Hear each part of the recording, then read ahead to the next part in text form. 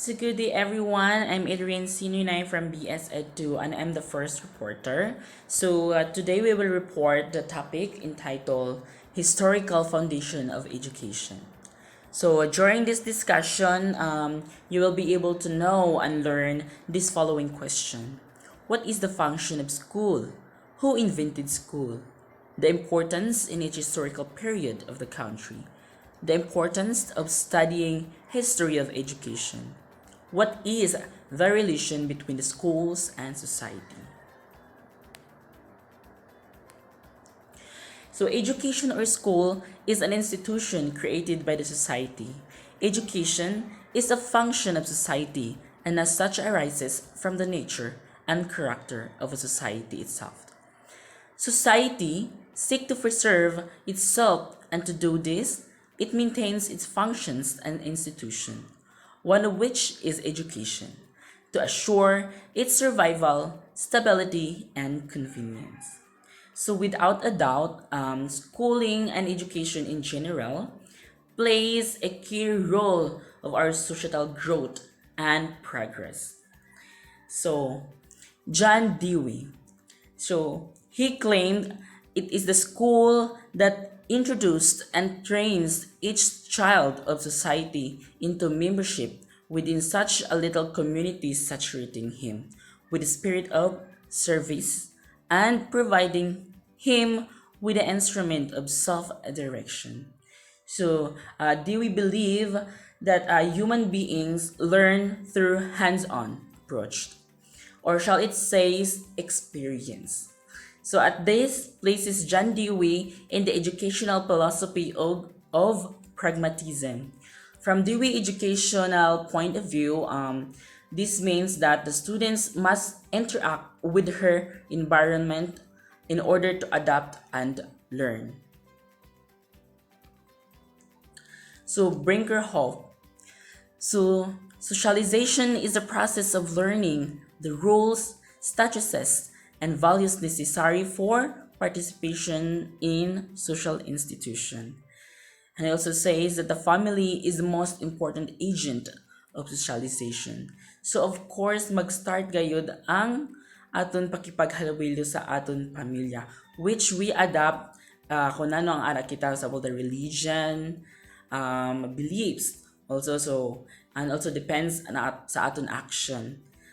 So next we have the psychology.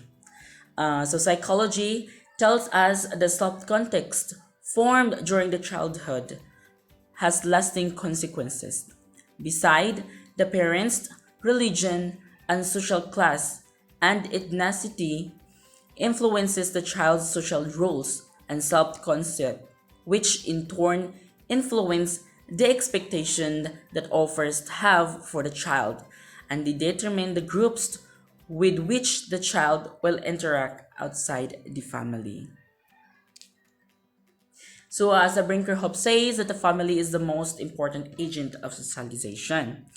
And the psychology tells that in what the child or a person accustomed his or her belief, religion, and social influences within their parents is determined on how he or she interact and making socialization among several groups or others in the society, especially in his or her action. So school is also an important agent of socialization. It is the institutions charged by the society to impact specific knowledge and skills necessary for functioning in the society. So, of course, as we first, the family is our the first major making of socialization. Of course, the school also may have a big impact to a person, diba? Because it is also an important agent for us to learn what is the learn ethics, to learn a very important major of what in our society have. Good day everyone, I'm Christian Valendes and what I'm going to discuss to you is about education in primitive society. Brinkerhoff explains further, in primitive societies, pre-literate persons faced the problem of survival in an environment that pitted them against natural forces and wild animals. To survive, human beings needed food, shelter, warmth, and clothing. To transform a hostile environment into one that is life sustaining, humankind developed life skills that eventually became cultural patterns. These life skills include tool or instrument making, adherence to the moral behavior code of group life, and language.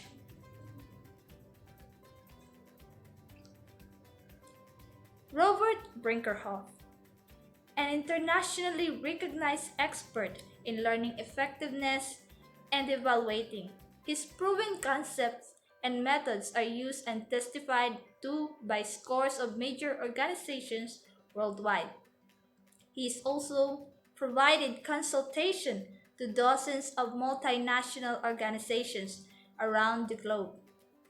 Horace Mann, the one who invented school and what is today the United States modern school system.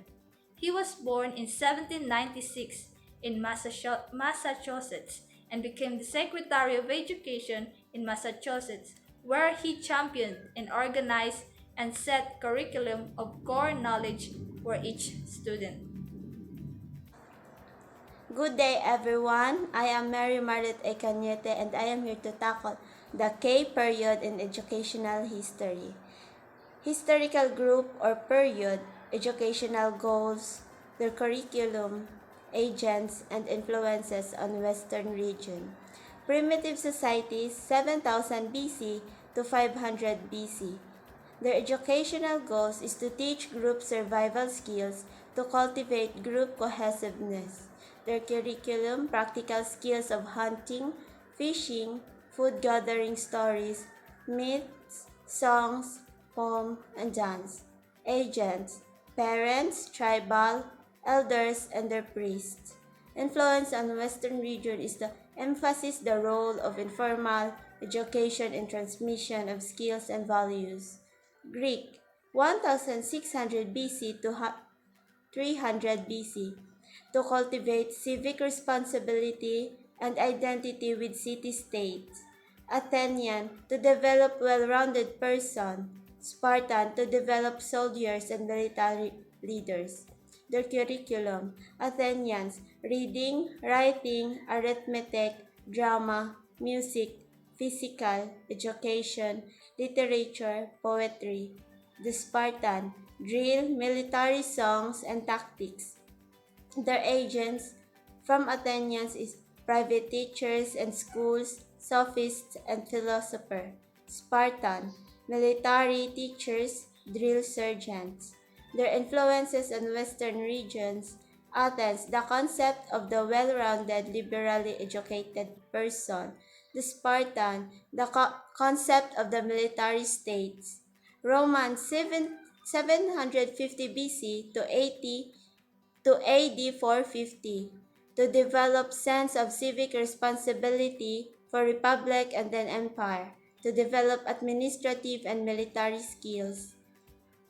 Their curriculum, read, writing, arithmetic, laws of 12 tables, laws of philosophy, private school and teachers and schools of theoric.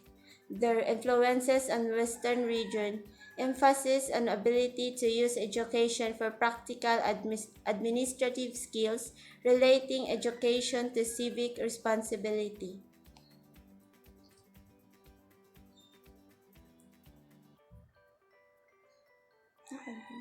Arabic, AD 700 to AD 1350, to cultivate religious commitment to Islamic beliefs, reading, writing, mathematics, religious literature, scientific studies.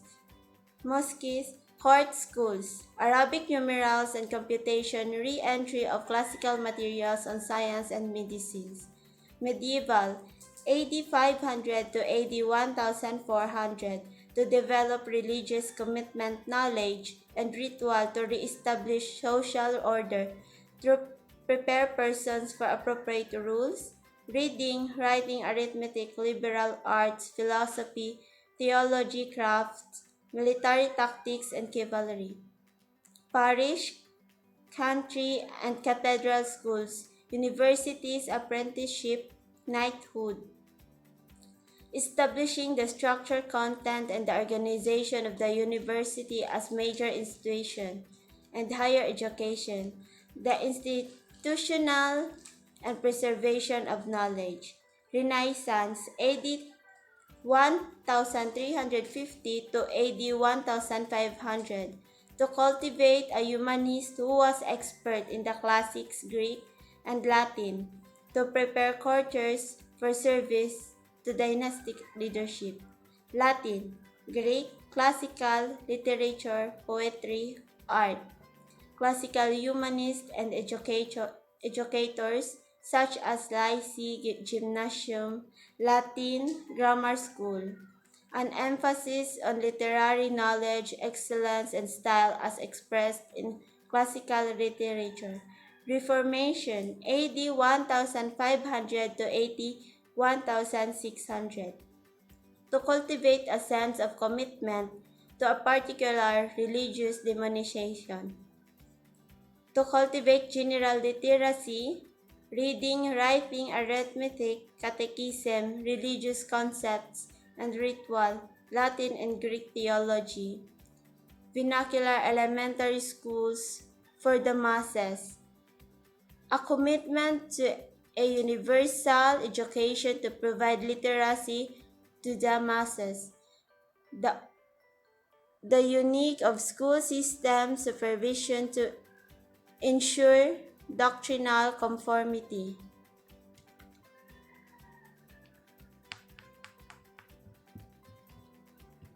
The history of the Philippine educational system. Educational is a function of society, and such as what are taught in schools arise from the nature and character of the society itself. What society considered important is what schools teach.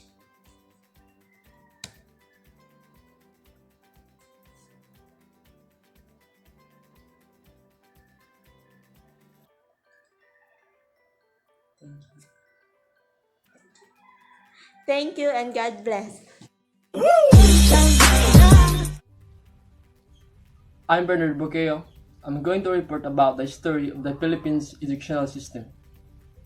Education is a function of society, and such as what are taught in school arise from the nature and the character of the society itself. What society considers important is what schools teach. Educational during the pre-colonial period. Education was informal, unobstructed, decentralized.